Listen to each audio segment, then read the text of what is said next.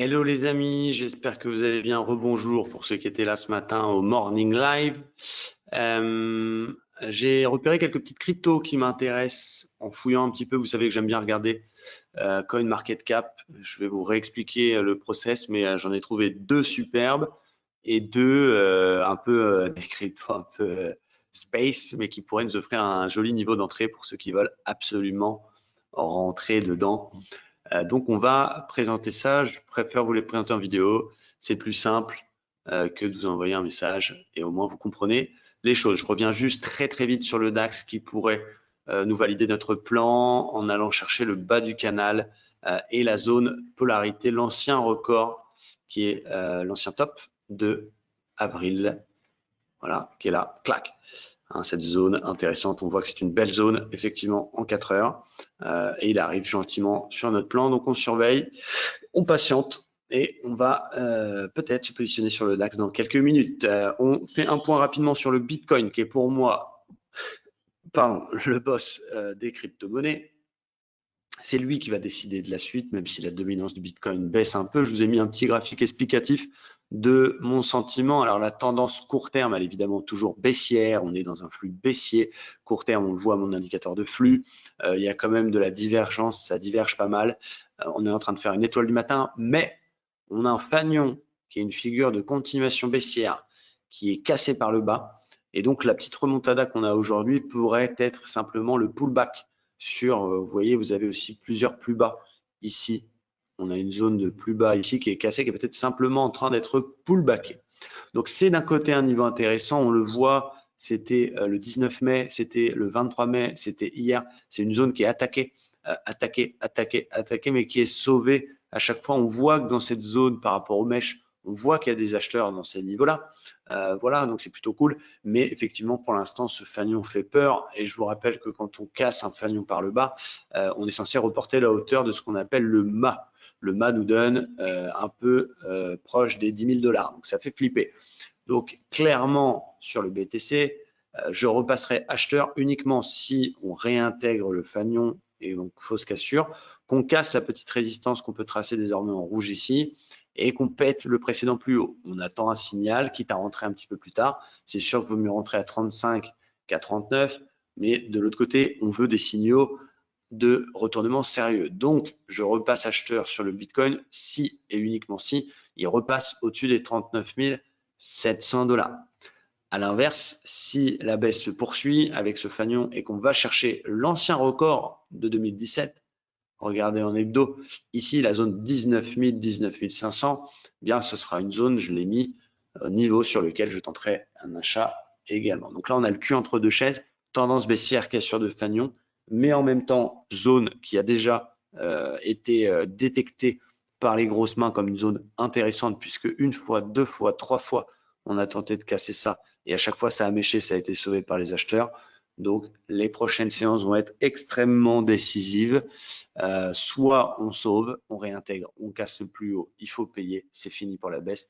Soit c'est un pullback, ça continue à dégueuler. Et donc là, on surveillera le niveau de l'ancien record, 19 000, voire pourquoi pas l'objectif de tout ça. Alors là, on a un exemple typique. On a Sandrine qui nous dit, j'ai des messages, alors vous les voyez pas parce qu'on est confidentiel, sur la messagerie interne au chat. Attendez, voilà, je vais régler ça.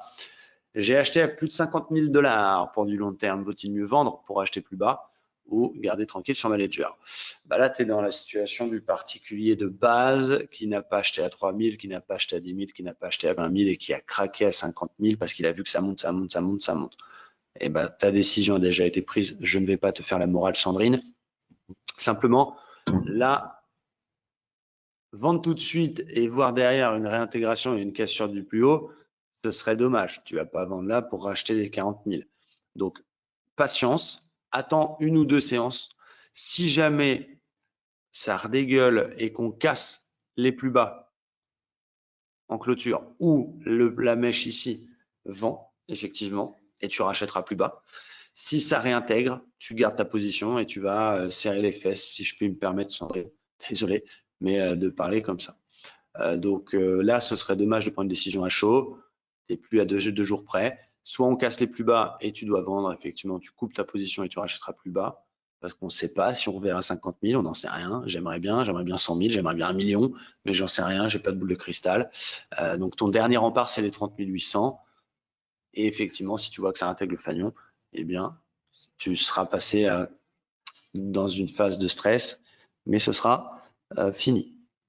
Ça fait un moment que je serre les fesses et que je transpire. Bon, eh ben, on ne veut pas de détails, Sandrine, en tout cas. Merci de ce commentaire. C'est plutôt sympa. Prudence, patience, Sandrine. Je vous ai trouvé quelques petites cryptos. Alors, comment je fais pour ça? Pour trouver des nouveaux projets, des choses que je ne connais pas. Alors, je vais sur le fameux site, je vous l'ai déjà expliqué ça, CoinMarketCap. Qui est un site très intéressant, évidemment, qui est peut-être le site le plus connu pour les crypto-monnaies, qui nous donne le classement par capitalisation, l'évolution sur 24 heures, sur 7 jours, les volumes, etc., etc. Donc, on voit un peu tout de les cryptos.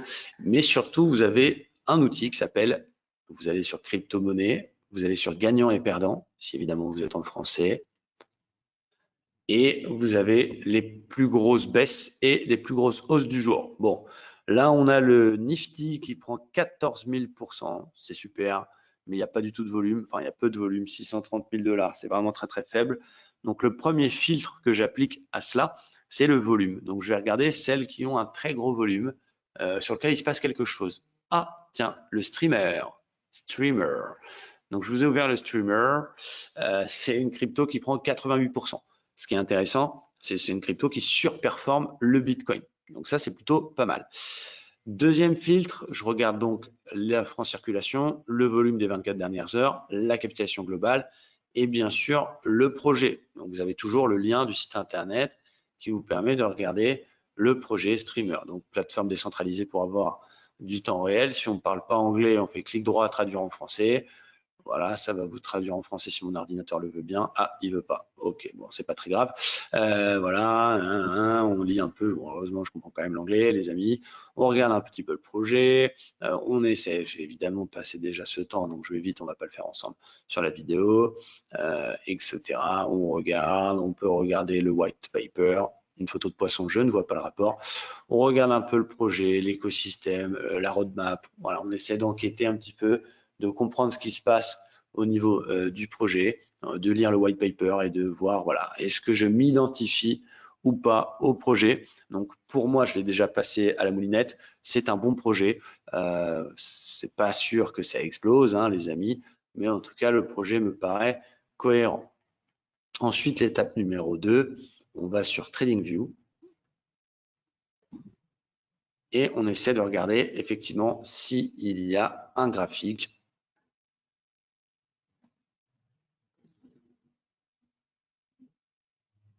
Si mon trading veut bien fonctionner. Désolé, j'ai une petite connexion internet, c'est pas terrible.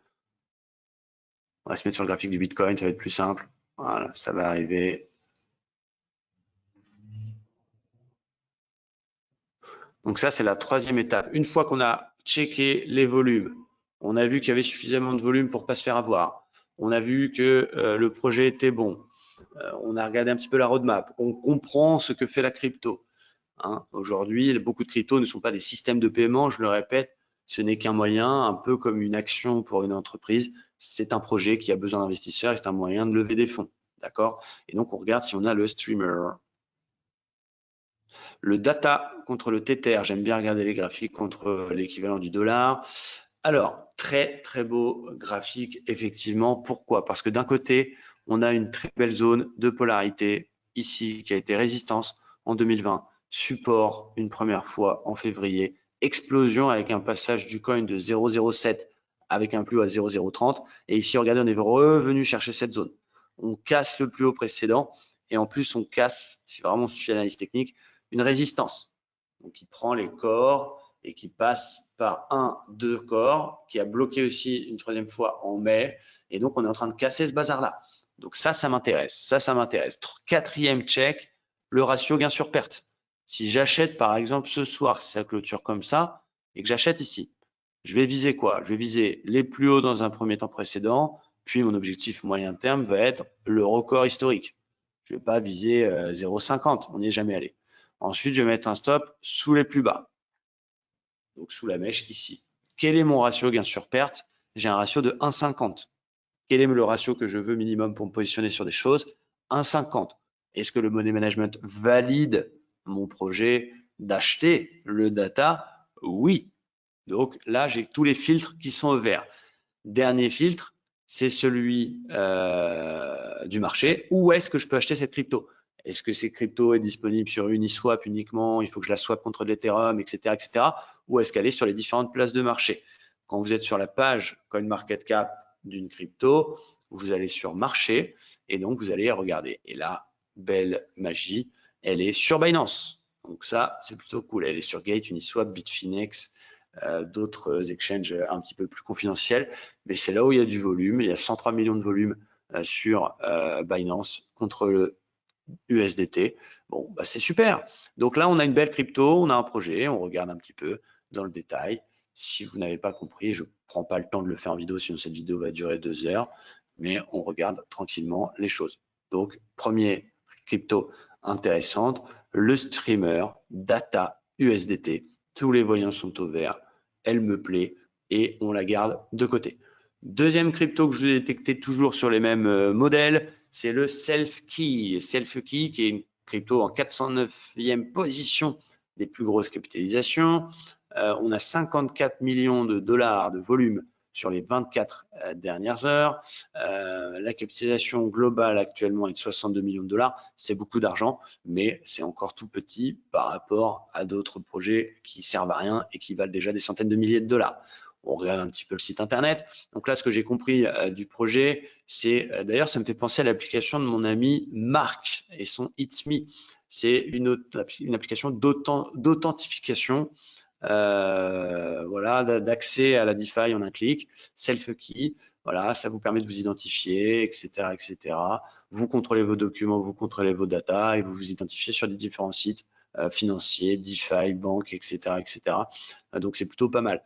Voilà, je vous passe, je vous résume, je vous laisserai regarder le site tranquillement. Il y a pas mal de choses qui parlent du self-key, c'est passé sur Yahoo, on peut regarder les articles, c'est cool, c'est passé sur Inc, c'est passé sur Financial Times et vous pouvez regarder à chaque fois les articles en question pour comprendre la crypto, essayer d'interpréter correctement le projet en question. Hein, donc ça, c'est plutôt pas mal, vous avez accès à tout, c'est un peu sous-estimé CoinMarketCap, mais il y a vraiment énormément d'informations là-dessus. Donc, vous avez un bel article de Yahoo qui vous explique un petit peu ce que c'est. Donc, premier contrôle, les volumes, c'est OK. Deuxième contrôle, le projet, c'est OK. Troisième contrôle, on peut tout de suite le faire. Où est-ce que c'est disponible? Tiens, c'est aussi sur Binance, compte de l'USDT. On a 37 000 dollars de profondeur, 44 millions de dollars de volume. C'est plutôt pas mal. Quatrième contrôle, le graphe, le self-case. Allez, on va regarder. Self-key contre le Tether, exactement le même graphique que la crypto précédente.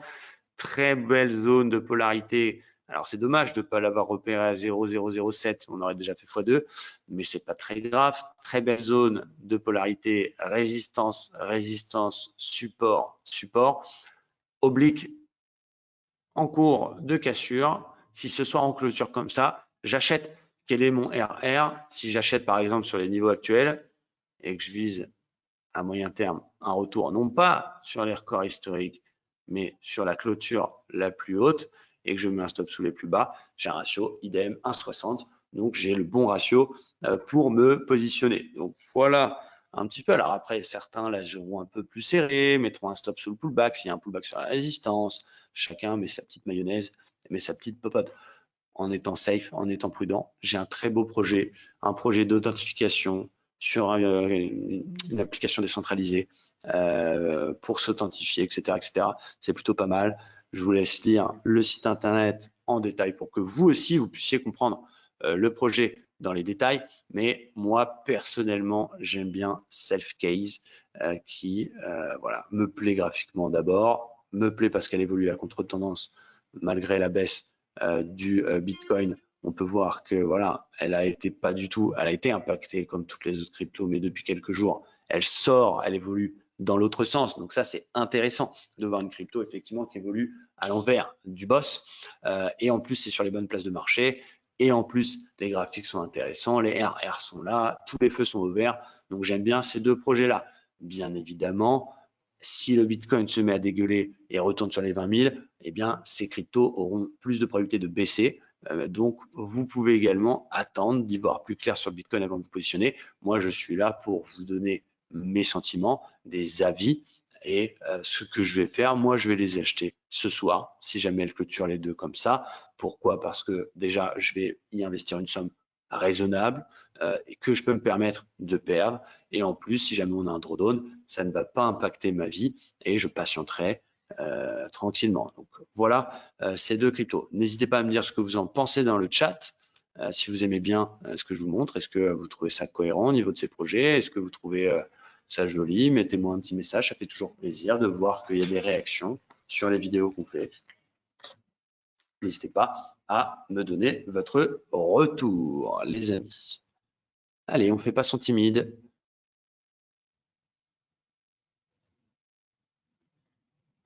Sympa les deux projets pour Johan, qui va sûrement se positionner du coup dessus. Cool. Voilà, à noter hein, que moi j'ai toujours toutes mes positions crypto, je n'ai absolument rien vendu. Je vous remontre mon portefeuille crypto. J'ai Bitcoin, Ethereum, Ripple, EOS, Energy, IOTA, Solana, NEM, Unifi, Hard, Uma, Algorand, Walton Coin, Swipe, Lina, Fun, Chiliz, Aave, Siacoin, Veracity, Render, Phantom, Audio, Theta, Civich, BNB, Celo, Nexo, Riff, Litecoin, Quantum et Eagleround. J'en ai quand même un gros paquet. Oui, c'est cool, mais je vais attendre de voir ce que fait mon Bitcoin. Je comprends ma Sandrine. On continue les amis avec deux cryptos que j'ai toujours critiqués parce que les projets me paraissaient pas clairs. Hein, on parle du Dogecoin par exemple ou du Shiba. Mais pour ceux qui veulent absolument se positionner là-dessus, on va commencer par le Dogecoin.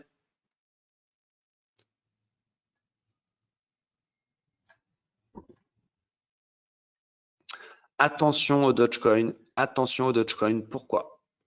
Qu'est-ce que vous pouvez voir? J'en parle 30 secondes. Qu'est-ce que vous pouvez voir sur le Dogecoin qui pourrait se valider dans les prochains jours? Bien sûr, Lina, je l'ai. Lina, je l'ai citée, la Lina. Elle est un peu plus haute, mais je l'ai citée, mon beau. La Lina, elle est là, je l'ai. Je l'ai acheté un peu plus haut que ça, bien sûr, mais je l'ai toujours. Je reviens sur le Dodge. Voilà, vous avez bien vu, les amis, c'est super. Le Dodge qui nous fait... Alors, moi, je vois plutôt une épaule tête-épaule, hein, les gars. Je vois plutôt une épaule, tête, épaule sur le Dogecoin. Donc attention, je sais que tout le monde en parle, même si ça s'est calmé un petit peu, mais elle est belle. Le Dogecoin, pour moi, c'est un projet à la base, enfin c'est pas pour moi, c'est un projet à la base qui était une blague, même si aujourd'hui c'est utilisé pour des paiements, etc. Attention. Donc je sais que certains se positionnent un peu à l'arrache parce qu'ils entendent dans des groupes Telegram qu'on parle de ci, qu'on parle de ça, etc., etc. Moi, personnellement, je suis toujours resté à l'écart du Dogecoin. Je l'achète si jamais on vient chercher l'ancienne zone de résistance à 0,08. Là, je me ferai un petit plaisir. Mais je félicite tout de même ceux qui ont acheté la question de cette résistance. Il y en a qui ont gagné beaucoup d'argent sur le Dogecoin. C'est pas parce que j'ai raté une opportunité que je dois critiquer. Bravo. Mais là, en termes de timing, pour moi, ce n'est pas le bon niveau. Le Shiba, par contre, le Shiba,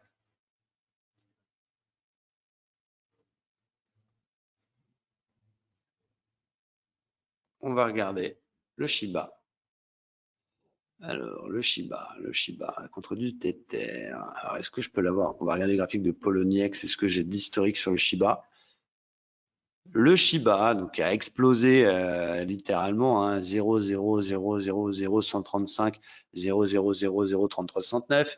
OK, qui revient peut-être bientôt au contact d'une zone de polarité potentielle un petit peu plus bas.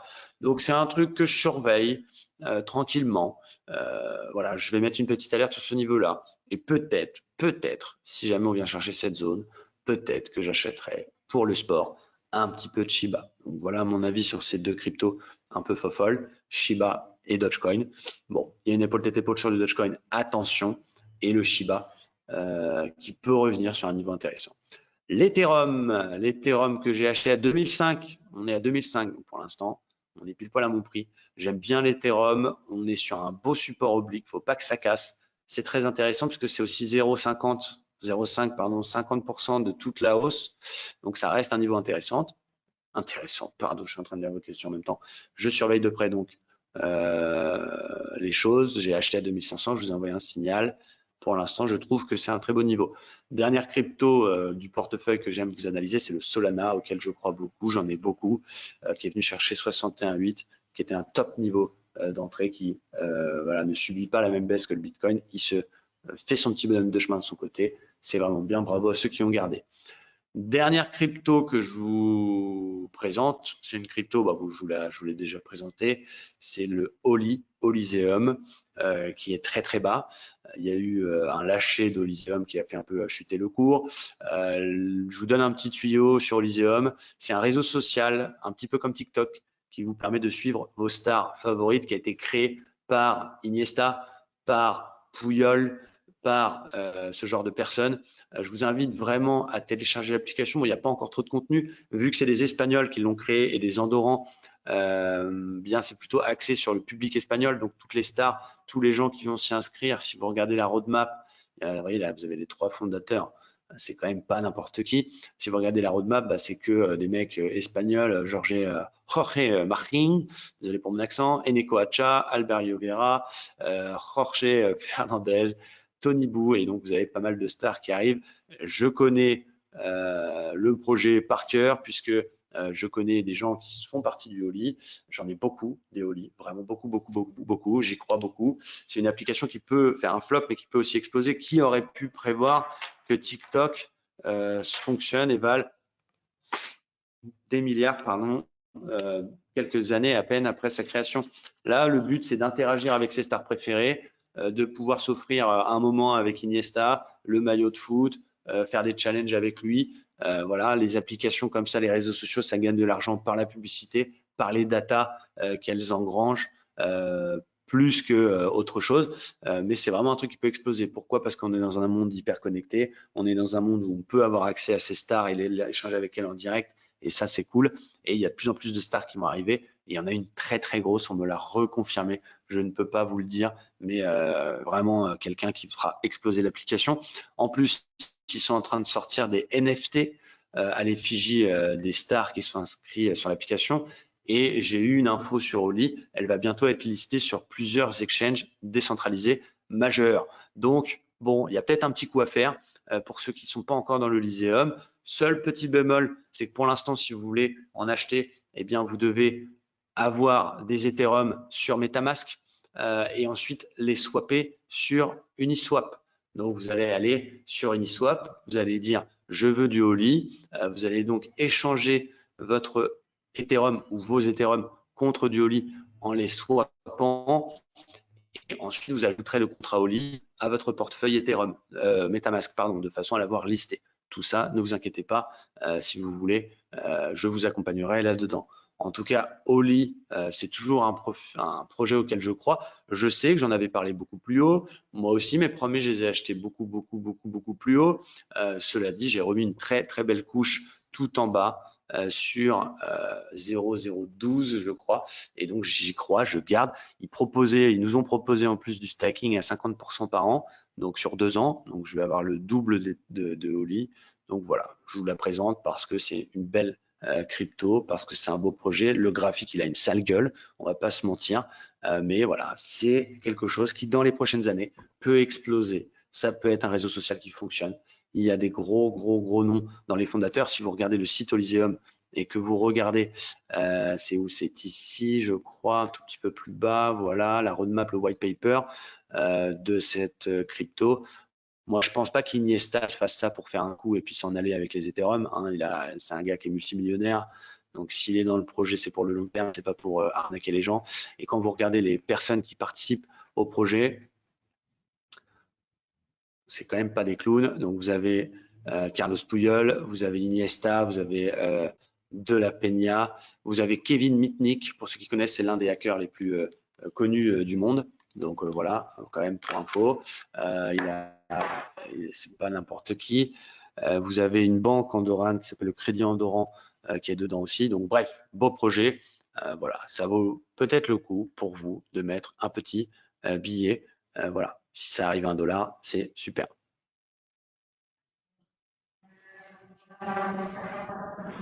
Pourquoi justement aux vidéos tu te dis ça? Ça, c'est censé être une info confidentielle aux vidéos, donc je ne peux pas le dire en direct malheureusement, parce que cette vidéo sera aussi postée sur YouTube. Donc je ne peux pas le dire. Mais effectivement, grosse star qui devrait arriver dans les prochains mois sur Elysium. Voilà, après, ça peut être un flop, hein, c'est le jeu. Il faut aussi comprendre que quand on investit dans la crypto-monnaie, c'est un marché non régulé, c'est des projets qui peuvent faire des flops. Donc il ne faut pas mettre la baraque dessus sur le Oli. Mais voilà, ça peut valoir le coup d'en prendre un chouïa parce qu'il y a un gros potentiel dans les prochaines années, je pense. Donc je résume, deux cryptos qui m'intéressent, Streamer, Self-K, que je surveille. Si on clôture au-dessus des résistances, je prendrai.